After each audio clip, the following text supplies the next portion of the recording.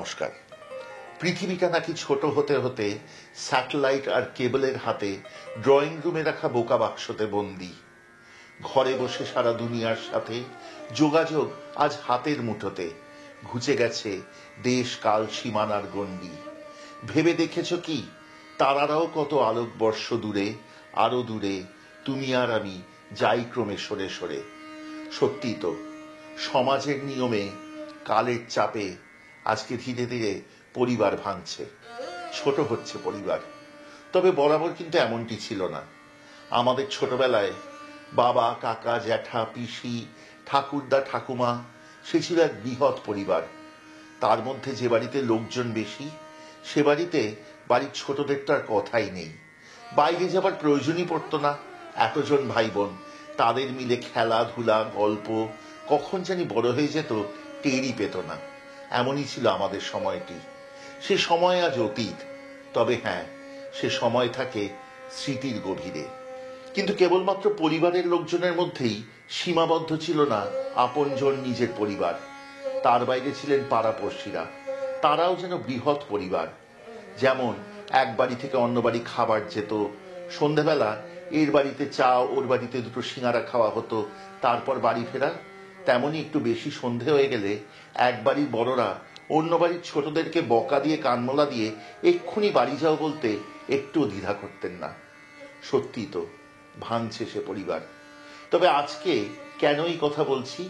কারণ আজকের যে মানুষটি আমাদের অতিথি হয়ে এসছেন, তিনি সেই কথাই মনে করিয়ে দিলেন। শ্রীমতী সুমতি প্রভা ভট্টাচার্য অনেক সন্তানের জননী। তার স্বামী বাড়ি করেছিলেন বীরভূমে। পরে তার ছেলেমেয়েরা কলকাতায় চলে আসেন। তিনি তাদের সাথে চলে আসেন কলকাতায়। কেবলমাত্র এক ছেলে কর্মসূত্রে রয়ে যান বীরভূমে। তার এক মেয়ে প্রতীতি। খুব ছোটবেলা থেকে প্রতীতির কাকা জ্যাঠাদের কাছে কলকাতায় যাতায়াত, এবং এরপর বছর 3 বয়সে সে কলকাতায় চলে আসে তার ঠাকুমা, কাকাদের সাথে, পিসিদের সাথে থাকতে থাকে। এখানেই তার বড় হওয়া। তার বাবা মা থেকে যান বীরভূমে। তেমনই ছিল তখনকার দিনের মানুষের মানসিকতা, ভালোবাসা এবং মনোভাব। মা বাবা যেমন কন্যাকে কলকাতায় পাঠাতে অতটুকু বয়সে একটু দ্বিধা করেননি, তেমনি মেয়েও বহাল তবিয়তে খুব সুখে আনন্দে থেকে গেছে ঠাকুমা, কাকা জ্যাঠাদের কাছে, পিসিদের আদরে। প্রতীতির লেখা পড়া, বড় হওয়া সবটাই কলকাতা জুড়ে। তার স্মৃতি জুড়ে তাই ঠাকুমা, পিসি এরা সবাই ভিড় করে থাকে। ঠাকুমার হাতে অনেক ছোটবেলায় একটি রান্না সে খেত। সেই রান্নাটি সে কখনো ভুলতে পারেনি। পরে যদিও কম খাওয়া হয়েছে সেই রান্না, তবু যখন তার মেয়ে হবে তখন কেন জানি সেই রান্নাটির কথা মনে পড়ে। সে ফিরে যায় সেই রান্নাটির কাছে এবং সেইভাবেই সে শিখে নেয় সেই রান্নাটি। আজকের এই রান্নাটি করতে বসে মনে হচ্ছে এখানেই সার্থকতা দর্শকের দরবারের। কত না মানুষ, কত না দর্শক ডুব দিচ্ছেন স্মৃতির গভীরে। সেখান থেকে তুলে আনছেন এই হারিয়ে যাওয়া রান্নাগুলি আমার আপনার জন্য। আজকে শিখব যে রান্নাটি, তার সূত্র কিন্তু বাঁধা ময়মনসিংহে। আজকে শিখব বেগুনের ঝুরা। চলুন শিখি।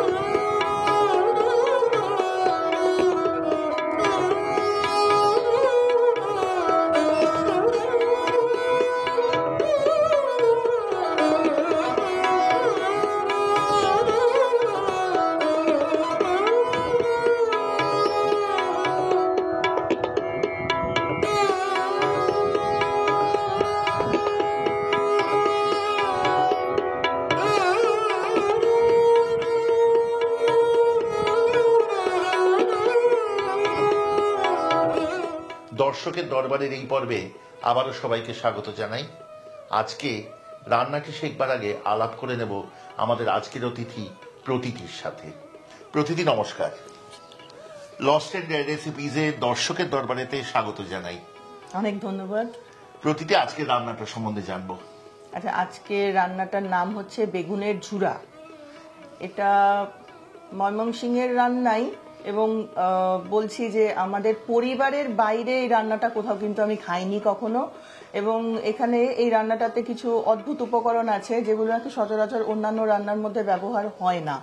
তার মধ্যে একটা হচ্ছে যে লাল শাকের ডাঁটা, যেটা সাধারণত আমরা এই ডাঁটাটা শাকটা খেয়ে আমরা ওটা সাধারণত আমরা ফেলে দিই। আর একটা হচ্ছে চিড়ে এখানে বাইন্ডিং এজেন্ট হিসেবে ইউজ হচ্ছে, ব্যবহার হচ্ছে। সাধারণত আমরা চিড়ে এরকম খাই যখন চিড়ের উপমা বা এই সমস্ত খাই, কিন্তু এই ক্ষেত্রে চিড়ের ব্যবহারটা সম্পূর্ণভাবে আলাদা। আচ্ছা, এবার রান্নাটা শুরু করতে যাব। তো প্রথমে ঘি দেব কড়াইয়ে। ঘিটা গরম হলে নারকোলটা ভেজে তুলবো।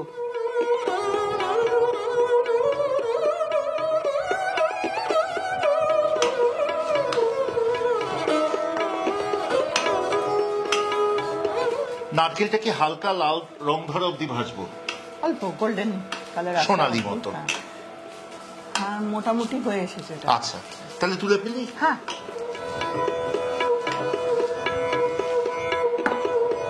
আচ্ছা, এবার কড়াইতে সর্ষের তেল দেব। সর্ষের তেল দিয়ে লাল শাকের যে ডাঁটা সেটা আমরা ভেজে তুলবো। আচ্ছা,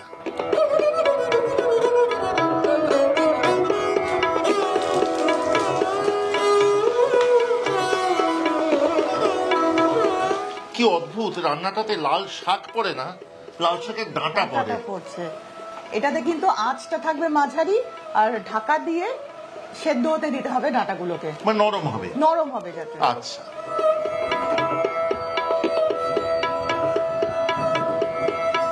আচ্ছা, শাকের ডাঁটা নরম হয়ে গেছে। এবার এটা তুলে ফেলবো। তুলে এই তেলেই আমরা বেগুনটা ভেজে নেব। ওই ডুমো করে কাটা যে বেগুনটা। বেশ।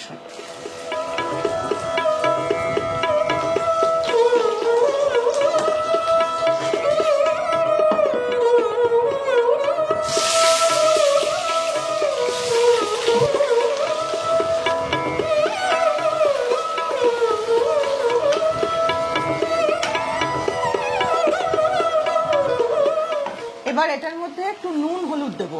আচ্ছা,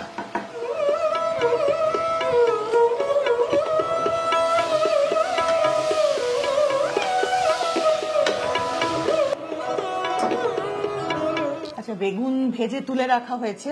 এবার এই তেলে আমরা ফোড়ন দেব, কালো জিরে, কাঁচা লঙ্কা। আচ্ছা, তারপরে একটু আদা বাটা দিয়ে একটু জল দিয়ে একটু সাঁতলে তারপরে দেব চিংড়ি মাছ।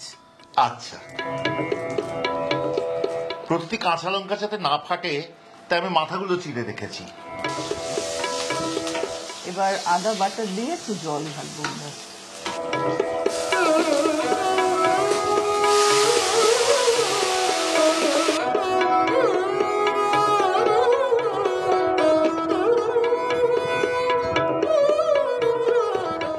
আদার যে কাঁচা গন্ধ সেটা চলে গেছে। এবার চিংড়ি মাছটা দিয়ে দেবো। দারুণ গন্ধ বেরোচ্ছে একটা।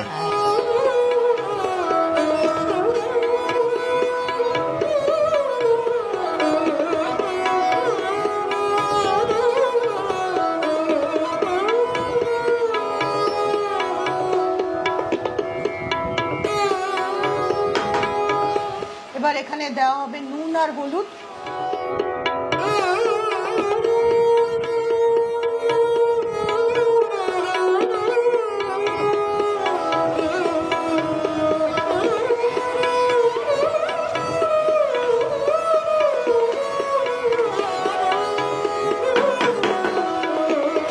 প্রতিটি চিংড়ি মাছ কিন্তু ভাজা হয়ে গেছে, আর যে কাঁচা লঙ্কাগুলো দিয়েছিলাম ফোড়নে গলে গিয়ে একটা দারুণ সুন্দর গন্ধ আসছে।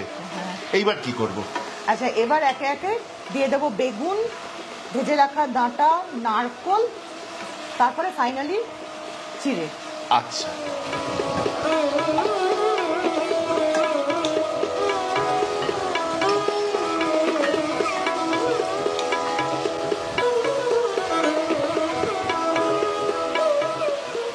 এবার আমরা চিনি দেব। আচ্ছা, দেওয়ার পরে আমরা ফাইনালি একটু দেখে নেব যে নুন মিষ্টির ব্যালেন্সটা ঠিক আছে কিনা। সেটা কি চিড়ে দেওয়ার পর না আগে? না, আগে। আচ্ছা, দেখে ফাইনালি আমরা চিড়েটা দেব। আচ্ছা,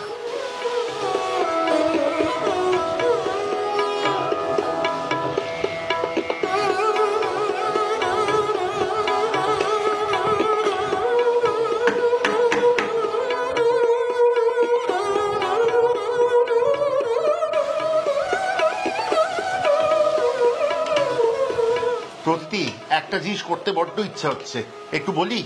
হ্যাঁ নিশ্চয়ই। আর কটা কাঁচা লঙ্কা দিই?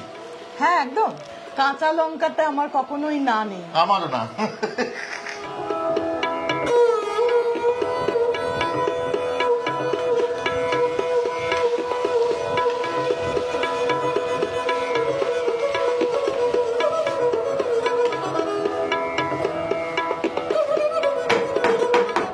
চিড়ে যোগ করার সাথে সাথে কিন্তু রান্নাটি শুকিয়ে আসবে এবং এই বেগুনের ঝুড়া নাম সার্থক হয়ে উঠবে। যতক্ষণ এই রান্নাটি হচ্ছে আপনাদের কাছে অনুরোধ রাখবো, কেমন লাগছে আজকের পর্ব, আমাদের এই দর্শকের দরবারে সিরিজ এবং এই চ্যানেলের অন্যান্য পর্বগুলি দয়া করে আমাদের কমেন্টে লিখে পাঠান। যদি ভালো লাগে সাবস্ক্রাইব করে সঙ্গে থাকুন, খুব আনন্দ পাবো। অবশ্যই শেয়ার করুন, কারণ নয়তো এই রান্নাগুলির কথা লোকে জানতেই পারবে না। যদি ভালো লাগে তাহলে বেল আইকনটি টিপে দিতে ভুলবেন না, কারণ সেভাবেই কিন্তু আমাদের চ্যানেলের সব রান্নার নোটিফিকেশন প্রথম পৌঁছবে আপনার কাছে। আর হ্যাঁ, যদি আমাদের যোগাযোগ করতে চান তাহলে আমাদের যোগাযোগের নম্বর হলো 6291834357। আরেকবার বলি, কলকাতার নম্বর, সকাল 11টা থেকে সন্ধ্যে 7টা, সোমবার থেকে শনিবার, 6291834357। এই নম্বরে পাঠান আপনাদের পারিবারিক রেসিপি, তার সাথে জড়িত গল্প, এবং যদি আমাদের থেকে খাবার নিতে চান তাহলে আমাদের জানান, স্বচ্ছন্দে জানাতে পারেন। খুব অপেক্ষা করে থাকবো। রান্নাটা এবার শেষ করব ওপর থেকে ঘি ছড়িয়ে দিয়ে। আচ্ছা, এই রান্না পরিবেশন করুন অবশ্যই গরম ভাতের সঙ্গে।